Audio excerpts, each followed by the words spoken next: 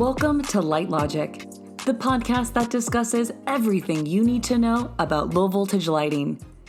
Sit back, relax, and enjoy the show. You're listening to Light Logic. Hi, everyone. Thanks for listening to the Light Logic podcast today. I'm Brian Qualls, and today was a little bit different format. I did a little bit more of a roundtable. We had three reps, so we had Rick, Anthony, and Jai from all over the country that are reps for Unique Lighting, and we talked about how to get started with selling low voltage lighting. We know there's a lot of contractors out there that have a difficult time trying to think about how to get started. So we had a pretty lively discussion. I really value the guys that we worked with and talked to today. Their input and knowledge is pretty astounding. It was a great conversation. So again, thanks for listening, and I hope you enjoy the podcast. Okay, so before we get started here, and I want to start by introducing everyone, I just wanted to say that the topic we're going to talk about today, which is basically selling lighting. This is something that's been asked a lot throughout my career. So I really wanted to kind of put together a team of people that I've worked with that I know have experience behind this. So we kind of have a lively discussion. And since none of those guys were available, I sent emails to you and you guys accepted. So I want to appreciate taking the time today and working with us on this podcast. But as we go through, let's just start with introductions for the people that are watching on YouTube and the people that are listening. I put together kind of guys across the country that we work with here at Unique Lighting that have been with the company for a long time, have been in the industry. So we've got some really good topic or good discussion that's going to go on today. So first, I want to start with Jai.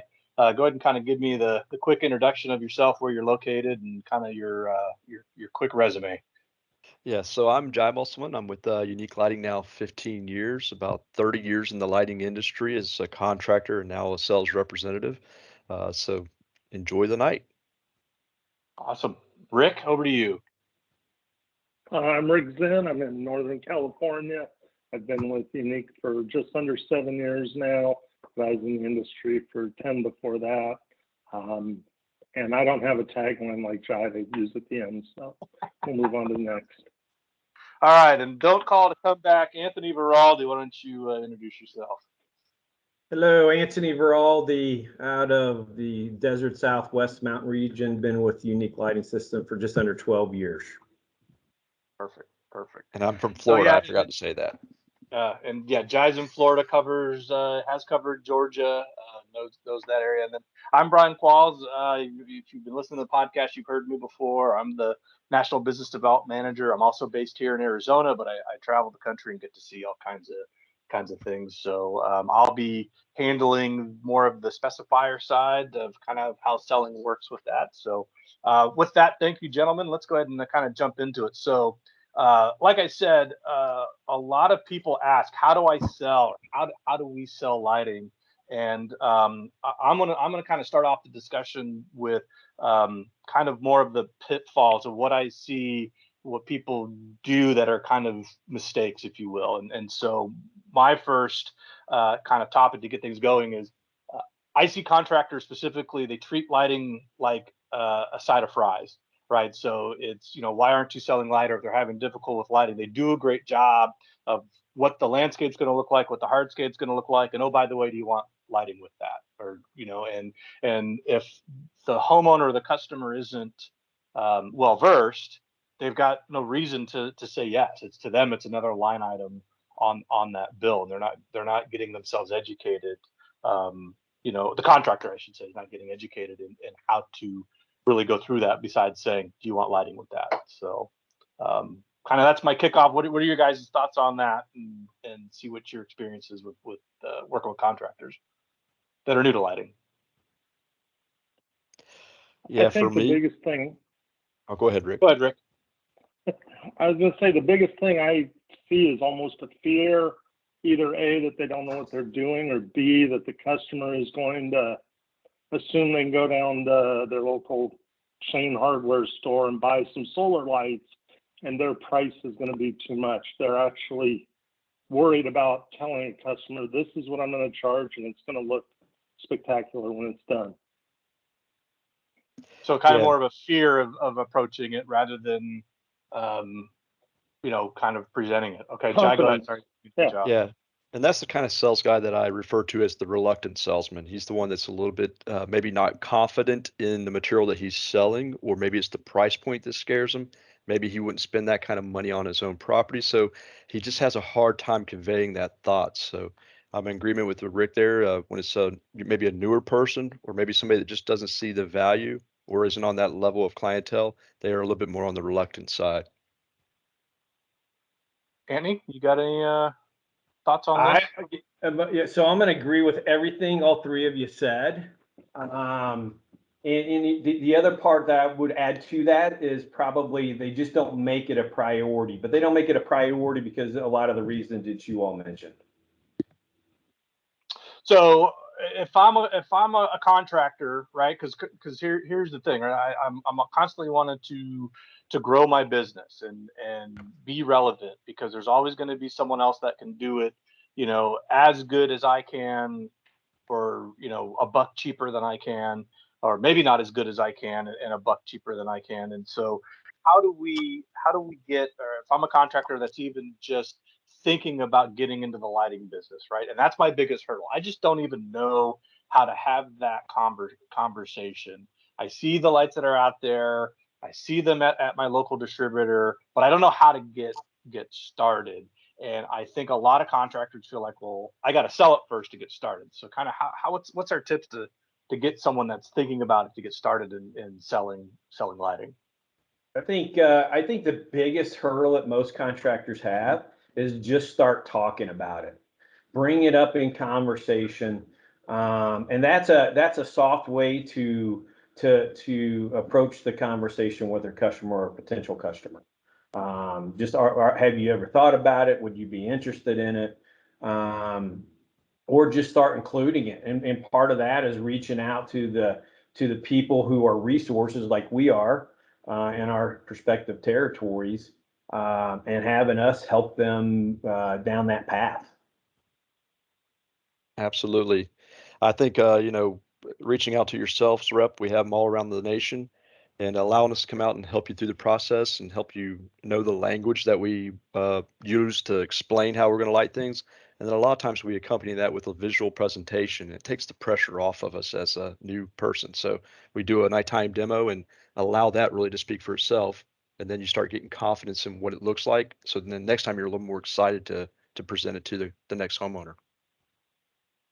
One other thing that kind of ties in that I've noticed is a lot of times guys have become a successful landscape contractor and they decide they're going to try lighting, or even if they're just starting, and they pick the biggest, most expensive house they've ever worked on to do their first job.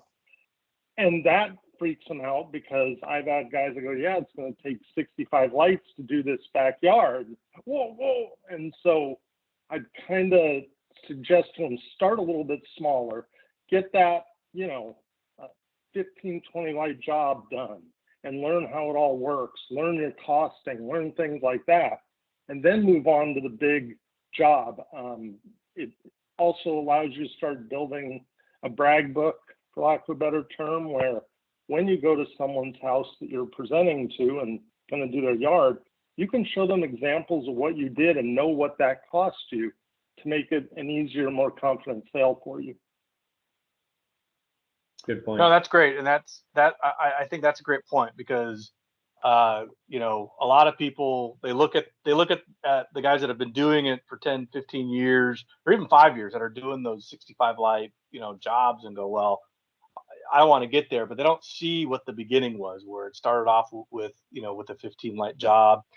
I've been doing this in Arizona for 10 years, and I look back through my experience of the contractors that I got help started 10 years ago at the little 15 light, patio home type deals, to where now they're doing massive front entries for communities where we're lighting up big signs and doing downlighting, getting real tricks. So I also got to think about that crawl, walk, run type of scenario. So I agree with you guys 100% on that.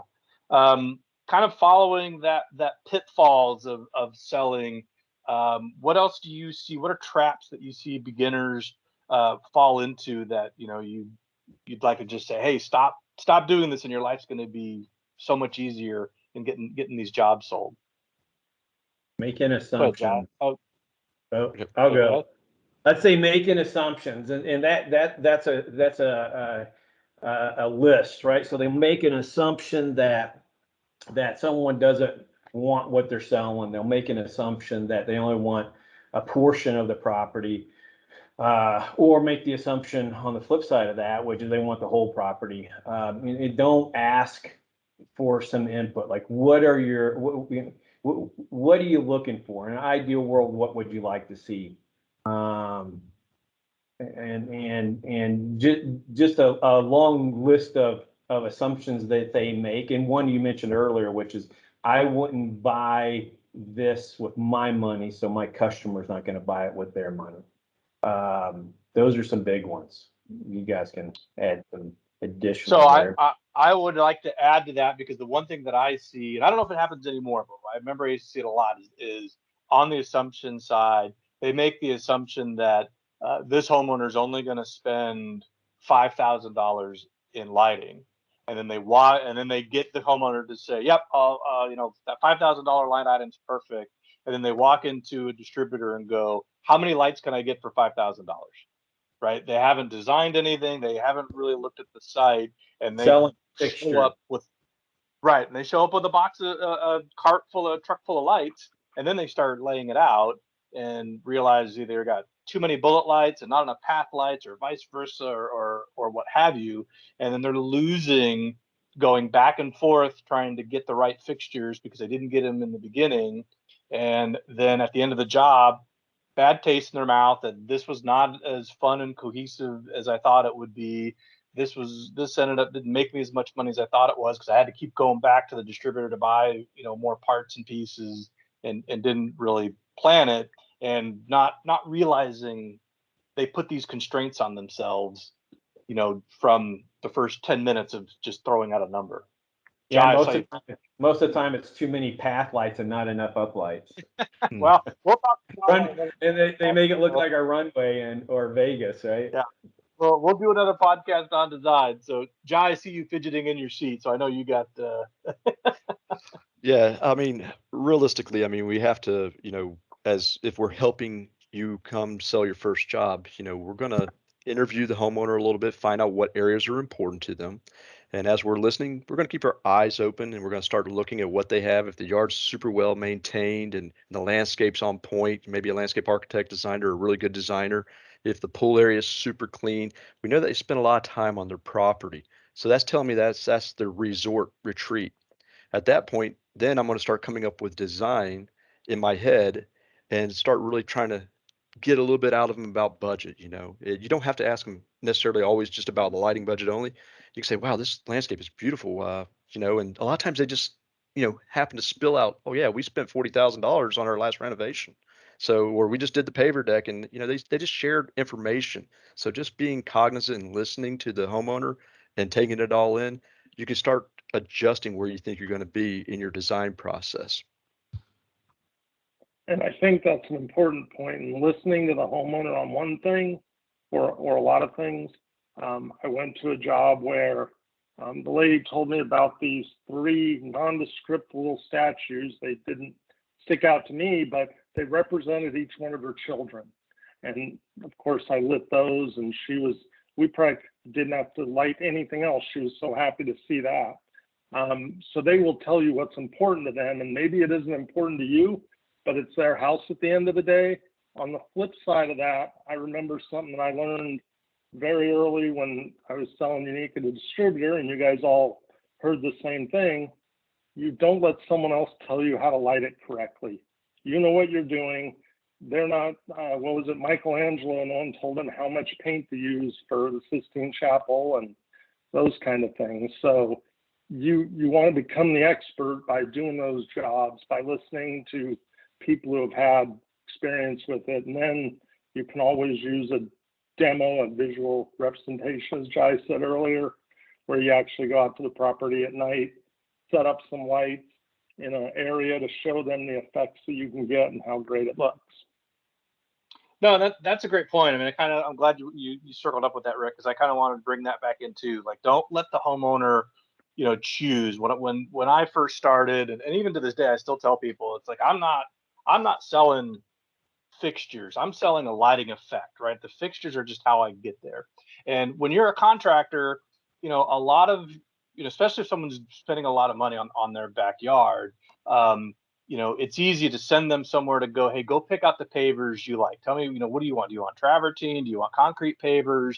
And, and that helps you in that direction. And hey, we can easily take people to a nursery and tell me what type of plants, you like. Do you want to be more tropical, or you want to be more desert, or right? And it's easy to go that way. Where with the lighting, if people start picking out just fixtures, it can put you in a box, because that fixture may not be, Anthony alluded it earlier. It's like all of a sudden now I've got this runway of path lights, or, I had a lady that once that all she wanted was downlights. And, when we put them in, she wasn't happy that her trees weren't glowing, right? It was the ground was glowing. We tried to explain to her she needed some uplights to balance that out. And so you need to be that expert. That's what you're being hired to do. And the other point I want to make, and hopefully this kind of rolls into the next discussion, is, from my opinion, every homeowner wants lighting. They just don't have the vocabulary to ask for it. And if anyone listening to this podcast doesn't believe me, that everybody wants lighting, drive through your neighborhood and count how many front yards have solar lighting, or have some cheap, what is it, Hampton Bay they got from Home Depot, and they've only been in for a year, 18 months, and they look like they're 10 years old, right? They don't know where to get it, and so they go to their big box store, and they don't know how to design it, and the big box store is pushing on ease of install. As a contractor, we want something to show them that they want to have. Give them that vocabulary, give them that chance to help guide you on what they need to be installed. So going back in to what Rick was saying and Anthony was saying about not really allowing them to kind of pick out and put you in that box. I mean, we don't want to be a catalog salesman to where we're training the client to be a catalog shopper. Rick said that, you want to be Michelangelo. You want to sell the painting. You don't want to sell the tubes of paint there. So we got to show the visual representations, and then that's what means something to the homeowner. Yeah, the first So, yeah, rule for a Go ahead, Rick. the first rule for a contractor is don't just hand your client a bunch of catalogs and go, what do you like in there? I've even to this day get contractors, they're like, well, I like this light. And I go, why? Well, it looks good. I said, we want the effect, not the fixture. I don't have any problem with how our fixtures look, but my job is to make you not look at the fixtures. I want you to look at the rest of the landscape rather than, the bulb and metal that are the fixture. Okay, so that brings me to my next point here, which is what do you do when that happens, right? I mean, we're in the internet age. Type in low voltage landscape lighting, and now suddenly you've got a plethora of websites. Your Facebook feed now is full of low voltage lighting companies trying to sell you stuff, and it's not uncommon for me to be on a job site that either someone has done their own research, or has got a plethora of catalogs, and some of the catalogs from our competitors are that thick, and they've got them dovetailed. So what's a recommendation to a contractor that they walk up into that situation? I would say that. Oh, go ahead, Rick. Sorry, I was going to say it's kind of like most designers do. If you watch any of those home shows and what have you, the contractor can use it as an inspiration board, where they're seeing the kind of things that the customer likes. Maybe in the area of path lights, they like a double hat or something of that nature. But going back to earlier, they can't just use a fixture. They have to explain to the customer why they're using a wash light instead of a bullet light, or a down light instead of an up light.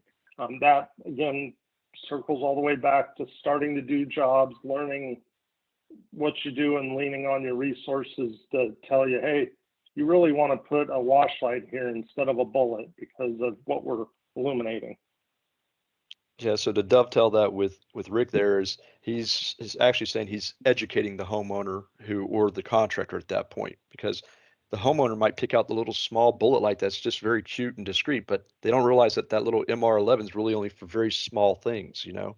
So we have to say, well, no, we need this fixture for this type of tree, and we're really concerned about the light output, and then we need the wash for this other place plant material. So we just got to keep separating the design and sales process from the materials. The materials will take care of themselves once we pull the design together.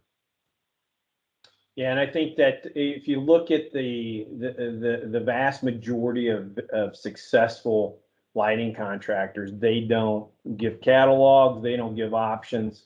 It's their design, the fixtures, along with the lenses and the light source create the effects that add to the design. And maybe if there is a pretty standard style of path light, that they can achieve the effect that they're going for, and there's 2 or 3 different path lights, they might give them an option there, but typically they're telling them what they're getting. And going back to what Rick said about the interior designer. Interior designers a lot of times do not give the homeowner a whole lot of options, if any. They're just like, this is what we're going to do. And we've all worked with interior designers, great people, but they walk in and homeowner listens to them. So we've got to educate the contractors to go in with that same confidence and mentality of selling the lighting design and being confident in their fixture selections to help them achieve that design. And that I think that's something too that I want to really hammer home here, and think about as you guys are talking.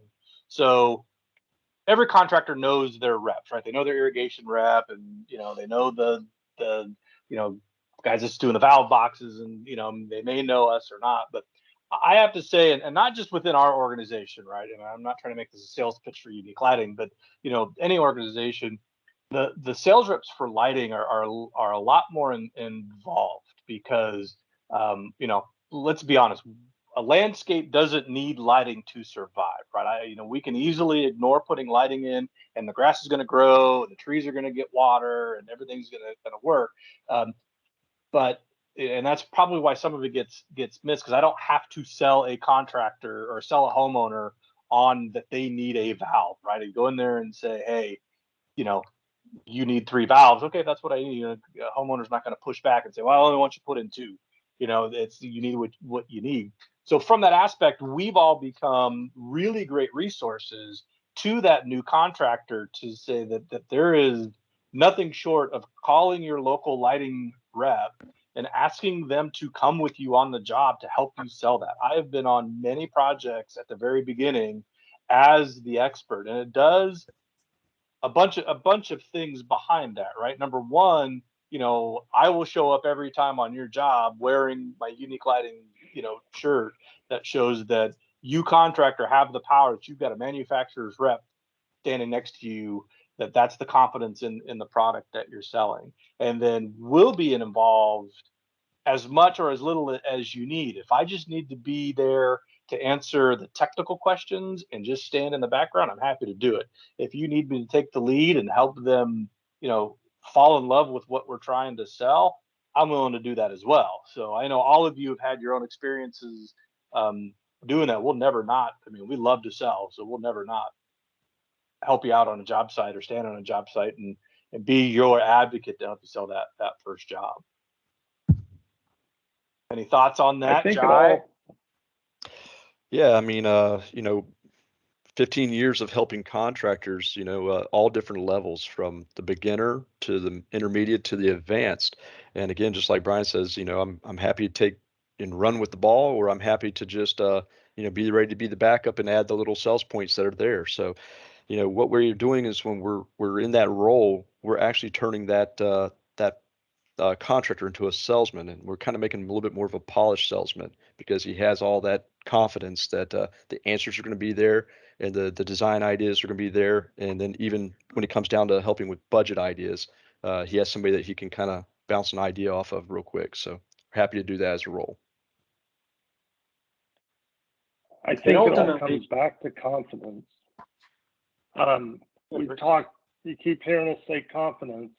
I digress a little bit, but I kind of talk to people. Have you ever watched that show Pawn Stars, where the guys come in with their thing they found in the basement and hope it's worth $1 million?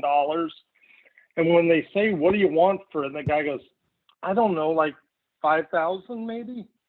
They're never going to get 5,000 because they weren't confident it was worth 5,000. The guy on the other side says, oh, he knows he's going to get less than that. It's having that confidence in you're charging the customer appropriately and you're going to give them a great job. When you come that way to somebody, I had a customer that was using our Elements line on every job.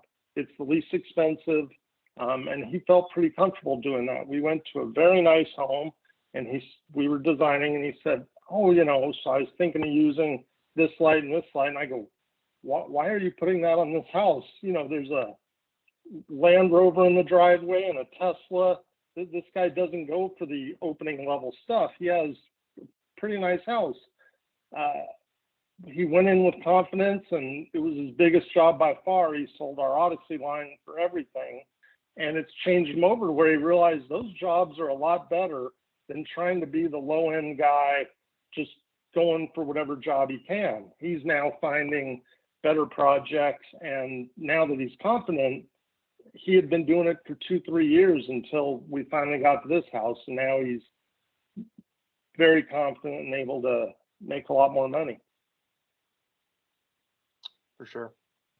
So I want to jump over real quick now to talk about demos, right? Because oftentimes, like I said before, I've got contractors that go up there and they look around the job and they say, I'll do it for $5,000, and then what can I get? And I usually, when I talk to contractors who've never been part of a live demonstration or have never utilized our resources for that, I tell the story of my parents, right? So my parents bought a new house.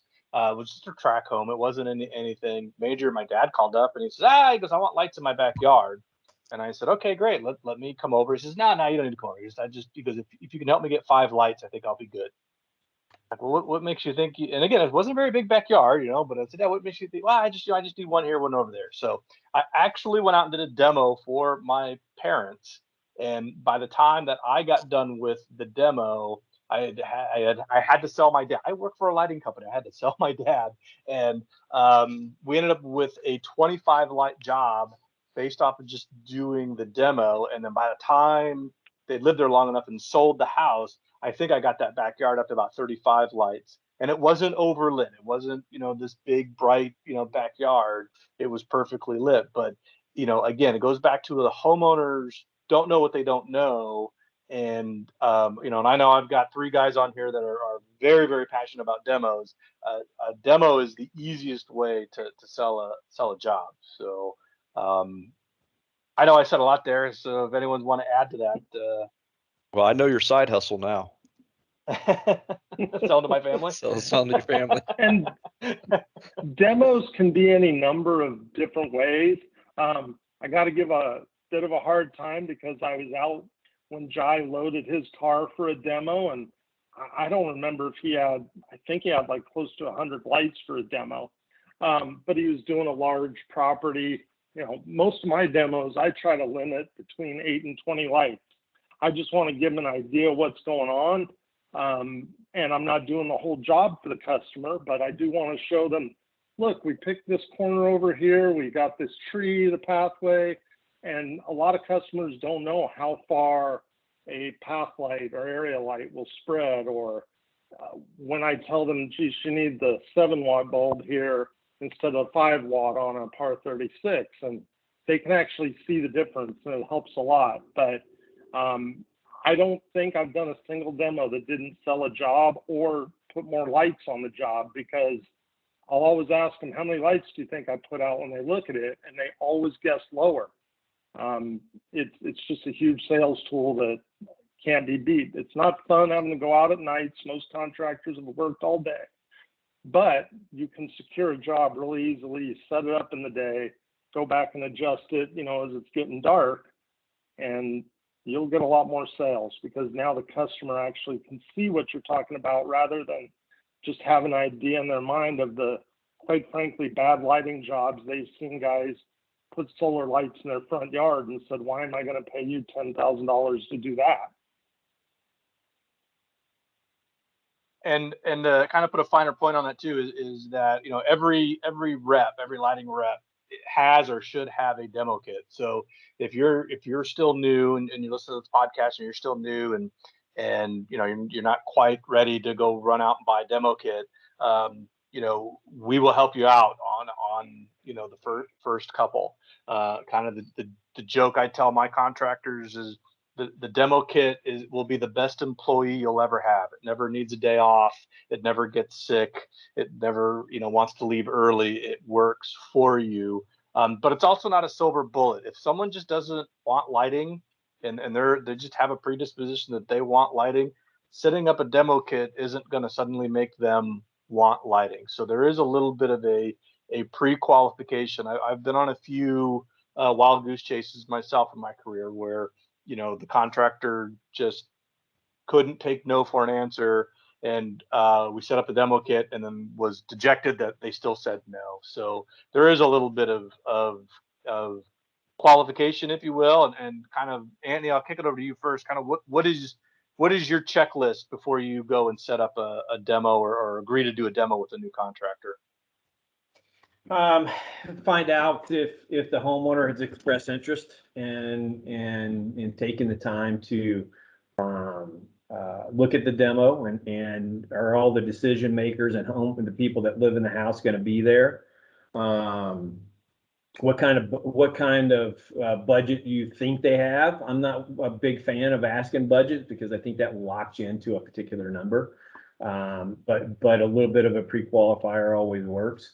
And worst case scenario, especially with a new contractor, it's practice, right? And ultimately, through everything that we've talked about, we're teaching people how to fish so that they can go out and fish for themselves. And so I don't think that there's ever necessarily a bad demo for that reason. There's some that aren't as good as others, right? Yeah. But from a qualifier, there's just a couple, right? Are they interested? And is everybody going to be there?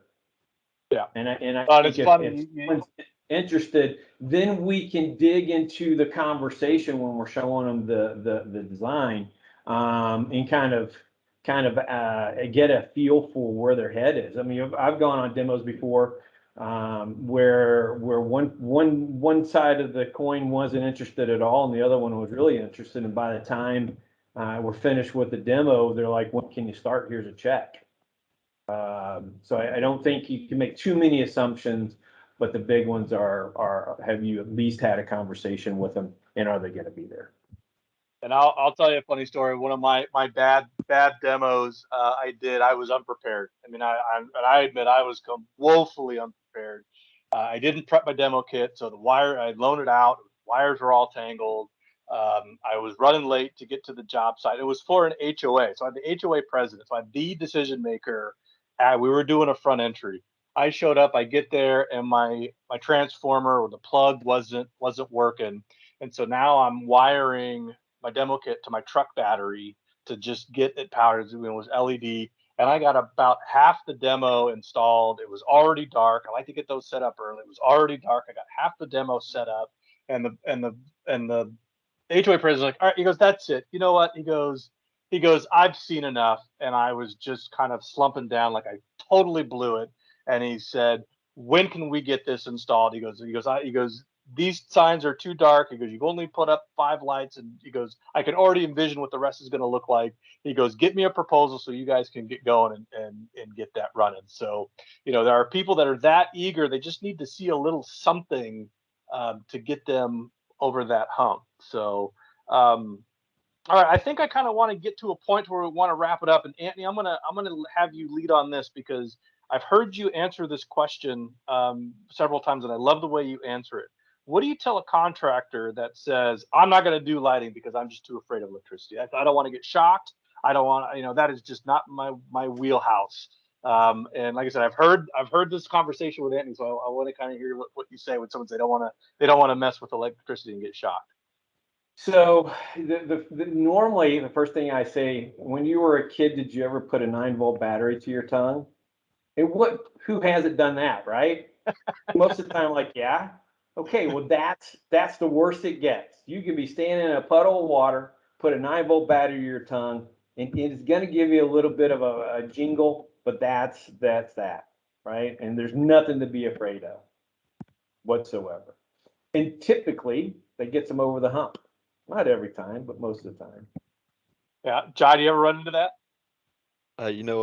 After knowing that Anthony's a battery licker, I mean, I'm just I'm blown away here now. But yeah, I don't really. That's the worst I've ever done. But yeah, I've never really had too many people push back on the electrical thing. I mean, they really, I explained that low voltage really doesn't really give you any type of electrical feeling. It's a much lower energy level. Like Anthony said, perhaps back in a little bit of the older days when you were doing 24-volt systems and you kneeled in a puddle of water, you might have felt that little itty bitty tingle, but I really haven't ever felt that on 12 volts on dry ground. So it's easy to kind of get them past that. Rick, you ever come across that? I haven't. I've suggested people use 9-volt batteries to test LED lights and things, but I don't think I've told them to lick one yet. So I'll add that to the arsenal and see how it works. But no, I mean, most people, I don't think most of them are scared of the electricity once I tell them, for the most part, you're plugging it into an outlet. You plug things into outlets all day, every day. If you follow the rules and make good connections, etc., you're going to be fine. And that's usually where I talk about designing a system properly and making sure you're not overloading things, and I offer to come back and help them and make sure, take the measurements, etc. But that's probably a whole nother podcast on troubleshooting and verification. Yep. Absolutely. Thank you, Rick. Well, I'm gonna wrap up how I always do. I've already had Anthony on the podcast before, so he gets a pass on this one. But Jai, what if you could go back in time and tell yourself one thing? You can go back, call it 20 years, and tell yourself one thing. What would it be? Tell myself one thing, and what it would be? With concern to lighting, right? Well, anything, lighting, contractor, business, anything. What's the one thing you tell your younger self? If you go back and tell your younger self one thing. I'll jump in, since I haven't answered it like this before. Study harder in high school. Perfect. Always tell my wife she's right first. Yeah. Rick, how about you? Yeah, never let your wife pick out the couch. Make sure you test it so that it sleeps well. Well, I've never answered this question on this podcast, but I'll answer it today. For me, it's take more pictures. Man, when I was a kid, I wish I would took a lot more pictures than I've got today. So anyway, I want to thank you all for taking the time today. This has been a great discussion. I hope that it's helped out a lot of people that listen to it and get a little bit more comfortable selling. And if anyone's got any questions, you can find our contact information on our website. And thanks everyone for listening. Thank you. Have a good one. Thanks. Thank you for listening to Light Logic. We want to hear from you. Would you like to be featured on Light Logic? Email us at info@uniquelighting.com.